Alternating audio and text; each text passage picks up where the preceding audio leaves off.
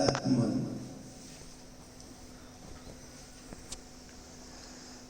अज्ञानतिमिरान्धानां ज्ञानाञ्जनेन श्लाकया चक्षुरुन्मीलितं येन तस्मै श्री सद्गुरुवे नमः। तस्मै श्री सद्गुरुवे नमः। सद्गुरु की व्याख्या चर्चा आपने सुनी, गुरु की सुनी, गुरु की भी सुनी और सद्गुरु की भी सुनी। इससे आगे परम गुरु की भी सुनी आपने। अब मुझे इसमें कोई ज्यादा लंबा चौड़ा विवेचन नहीं करना है, लेकिन संक्षेप में मुझे ये कहना है कि आदमी खड़ा कहाँ है, हम खड़े कहाँ हैं, किस जमीन पर, किस धरती पर खड़े हैं और किस स्थान पर खड़े हैं और हमें जाना कहाँ है। इसलिए भगवान महावीर ने, भगवान बुद्ध ने, सब संतों ने ये जाना। गीता में कहा है चतुर्विधा भजन्ते माम आर्तो जिज्ञासुरर्थार्थी ज्ञानी च भरतर्षभ। हे अर्जुन, मुझे 4 प्रकार के लोग मेरी भक्ति करते हैं। उसे भक्त कहा है, भक्त कहा है किसको, जो 4 प्रकार की भक्ति करती हैं। एक आदमी आर्त दुखी, दुखी आदमी भगवान का स्मरण करता है, भगवान उसको भी भक्त कहती है। क्या कहते हैं, वह भी आर्त है, वो भी मेरा भक्त है। पीड़ित है, दुखी है, लेकिन वो भी मेरा भक्त है। आर्तो जिज्ञासु, दूसरे में वह भक्त है जिसमें परमात्मा के जानने की इच्छा है। खाली जानने की इच्छा, करने की इच्छा नहीं, केवल जानने की इच्छा है, वो भी मेरा भक्त है। जो मुझे जानना चाहता है, करना नहीं चाहता, होना नहीं चाहता, लेकिन मुझे जानना चाहता है, वो भी मेरा भक्त है। आर्तो जिज्ञासु अर्थार्थी, और अर्थ का इच्छुक, यानी अपने मतलब से, प्रयोजन से मेरी भक्ति करता है, वो भी मेरा भक्त है। 3 प्रकार के भक्त हुए। हमें देखना हम कौन से भक्त है। अर्थ है, जिज्ञासु है, अर्थार्थी है। जैसे बताया कि मांग करने, अर्थ की याचना करने, वो करने वाले, वो करने वाले, ये भी भक्त है, भगवान की भक्ति करते हैं। आर्तो जिज्ञासु अर्थार्थी, ये गीता कह रही है, मैं नहीं कह रहा हूं। गीता कह रही है भक्त के 4 प्रकार है।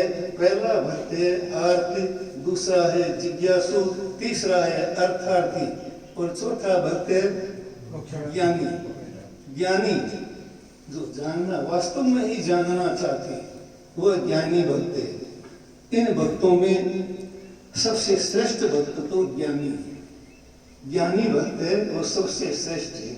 लेकिन ये संसार, ये दुनिया, हमारा जो शरीर बना है, किसके द्वारा बना है, 2 तत्वों के द्वारा बना है, कर्म और आत्मा के योग से बना है। प्रकृति और पुरुष, इन दोनों के योग से। सांख्य दर्शन कहता है प्रकृति और पुरुष से, आत्मा को पुरुष कहते हैं और कर्म को प्रकृति कहते हैं। जैन दर्शन प्रकृति को कर्म कहती है और पुरुष को आत्मा कहती है। आत्मा और कर्म, ये हमारा संबंध कब से चला आ रहा है, आत्मा का और कर्म का संबंध कब से चला आ रहा है, अनादिकाल से चला आ रहा है, आज से नहीं चला आ रहा है। प्रकृति और पुरुष का योग है, ये अनादिकाल से चला आ रहा है। इसीलिए हम संसार में भ्रमण करते हैं। अब देखना यह है हमारे में किस तत्व की प्रधानता है, प्रकृति की प्रधानता है या आत्मा की प्रधानता है। कौन सा तत्व हमारे में प्रधान है जो काम कर रहा है, हम परतंत्र हैं। कौन चला रहा है हमें, प्रकृति चला रही है, कर्म चला रहा है। संतों का काम क्या है, आपको स्वतंत्र बनाना, आपको आजाद बनाना, आपको स्वतंत्र बनाना। आप दूसरों के अधीन नहीं चले, आप अपने अधीन हो जाए, अपने में हो जाए। ये संत का काम है, यह है साधना का क्रम। लेकिन ये हमें देख कर चलना चाहिए कि हम खड़े कहाँ हैं और किस भूमिका से हमें जाना कहाँ है। इसीलिए भगवान महावीर ने 14 गुणस्थान बताए हैं। कितने गुणस्थान है, 14 गुणस्थान है। गुणस्थान गुणों की श्रेणियां है, गुणों पर चढ़ने के मार्ग है। पहला मार्ग है मिथ्या, सबसे नीचे का ये सारा संसार, इस सारी सृष्टि में आप देखेंगे अनंत अनंत आत्माएं किस गुणस्थान में है? प्रथम गुणस्थान में मिथ्या, तो अज्ञान में, प्रकृति में। यदि हम गीता की भाषा में कहें तो प्रकृति में अनंत अनंत आत्माएं प्रकृति से यदि ऊपर उठेंगे, संतों को दया आती है, करुणा आती है, इसीलिए उन्हें करुणा सागर कहा जाता है। किनको?